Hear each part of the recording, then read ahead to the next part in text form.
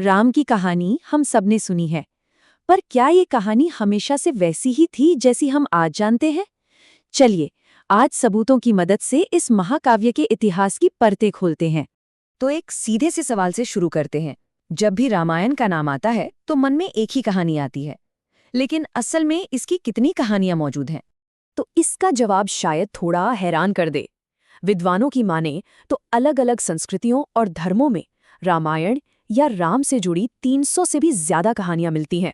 तो मतलब ये हुआ कि रामायण की कोई एक अकेली कहानी नहीं है।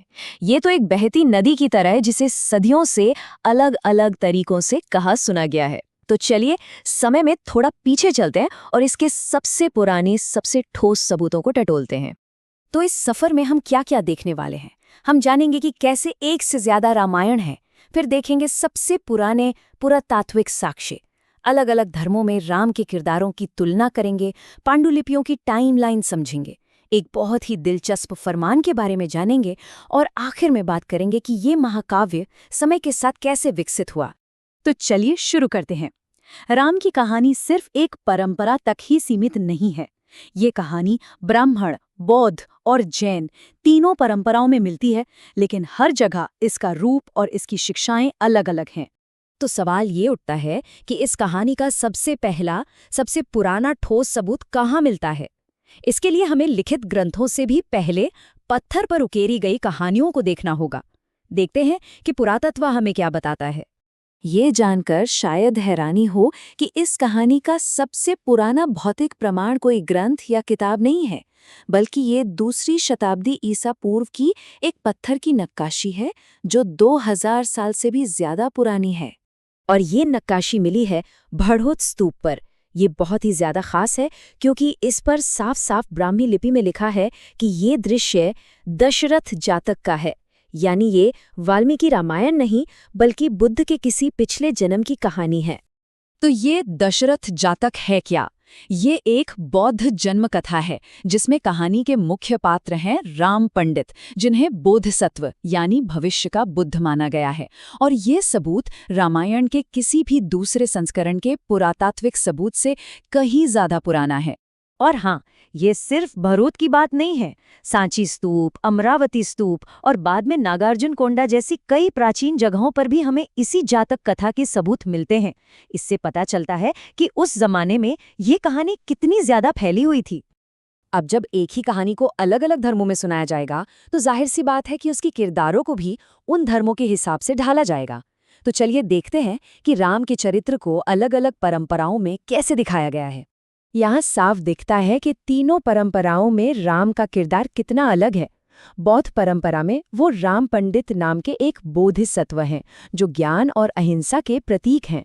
जैन परंपरा में उनका नाम पद्म है और वो एक ऐसे धर्मनिष्ठ व्यक्ति हैं जो मोक्ष की राह पर हैं। और ब्राह्मण परंपरा में वो राजा राम है, पुरुषोत्तम है और वर्ण व्यवस्था के समर्थक हैं। हर रूप उस धर्म की अपनी सोच और मूल्यों को दिखाता है। और एक और दिलचस्प बात, राम नाम सिर्फ भारत तक ही सीमित नहीं रहा है। मिस्र से लेकर मेसोपोटामिया तक और यहाँ तक कि हिब्रू बाइबल में भी ये नाम अलग अलग रूपों और मतलबों के साथ मिलता है, जिनका भारतीय परंपरा से कोई सीधा लेना देना नहीं है। अच्छा, पत्थर की नक्काशी तो देख ली जो दूसरी सदी ईसा पूर्व की है, पर लिखित किताबों का क्या? रामायण की सबसे पुरानी पांडुलिपियां कब की हैं? चलिए देखते हैं, और इसका जवाब भी थोड़ा चौंकाने वाला है। जब हम सबसे पुरानी बची हुई पांडुलिपियों को देखते हैं तो एक बड़ी ही अजीब सी बात सामने आती है। 6ठी सदी में जो सबसे पुराना टेक्स्ट मिलता है वो बौद्ध दशरथ जातक का है। फिर 1020 और 1041 ईस्वी की पांडुलिपियां मिलती हैं। मतलब खुद रामायण महाकाव्य की जो सबसे पुरानी जीवित पांडुलिपियां हैं वो 11वीं सदी के आसपास की हैं, यानी भरूहुत की नक्काशी के तकरीबन 1300 साल बाद।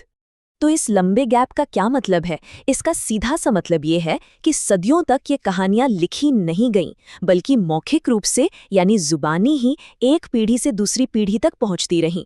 और जाहिर है इस दौरान ये बदलती भी रहीं और विकसित भी होती रहीं। अब चलिए उसी 11वीं सदी में चलते हैं जब सबसे पुरानी पांडुलिपियां मिल रही थीं। उस दौर के एक मशहूर इतिहासकार थे अल बिरूनी। उन्होंने भारत में एक ऐसे राम का जिक्र किया है जो शायद आज की हमारी समझ से बहुत अलग है। अल बिरूनी अपनी किताब इंडिका में लिखते हैं कि राम ने एक मूर्ति स्थापित की जो पहले तो रेत की थी पर फिर अचानक पत्थर की बन गई। यानी वो एक ऐसे राम की बात कर रहे हैं जो मंदिर और रिचुअल स्थापित करते थे। और इससे भी ज्यादा दिलचस्प बात, वो लिखते हैं कि राम ने हुक्म दिया था कि मूर्तियों के पुजारी और सेवक अलग-अलग वर्गों के लोग होंगे। अल बिरूनी के मुताबिक इस राम ने भागवतों को विष्णु का, मगों को सूर्य का और शैवों को शिव का पुजारी बनाया। इतना ही नहीं, उन्होंने श्रमणों को बुद्ध का पुजारी और अरहंत के भक्तों को भी इस व्यवस्था में शामिल किया। ये वाकई में हैरान करने वाला है। ये वो राम नहीं है जो किसी एक धर्म के हैं, बल्कि एक ऐसे दौर के राम हैं जब बौद्ध और जैन धर्म भी समाज का अहम हिस्सा थे। ये दिखाता है कि कहानी का विकास किस तरह से हो रहा था। तो इन सारे सबूतों को एक साथ रखकर देखने पर हमें क्या समझ आता है? पुरातत्व, पांडुलिपियां और ऐतिहासिक लेख, ये सब मिलकर हमें राम की कहानी के बारे में क्या बताते हैं? ये सारे सबूत यही दिखाते हैं कि राम की कहानी इतिहास का कोई एक ठहरा हुआ पल नहीं है। ये तो कथाओं की एक बहती हुई नदी है जिसे 2000 सालों में अलग-अलग संस्कृतियों और धर्मों ने अपने अपने तरीके से अपनाया और बदला। ये जानकारी रामायण के महत्व को कम नहीं करती, बल्कि इसे और भी ज्यादा गहरा और दिलचस्प बना देती है। और अंत में हमारे लिए एक सवाल छोड़ जाती है कि जब कोई कहानी जिसे हम अच्छी तरह से जानते पहचानते हैं वो असल में कई कहानियों का संगम निकले, तो आज हमारे लिए उसका क्या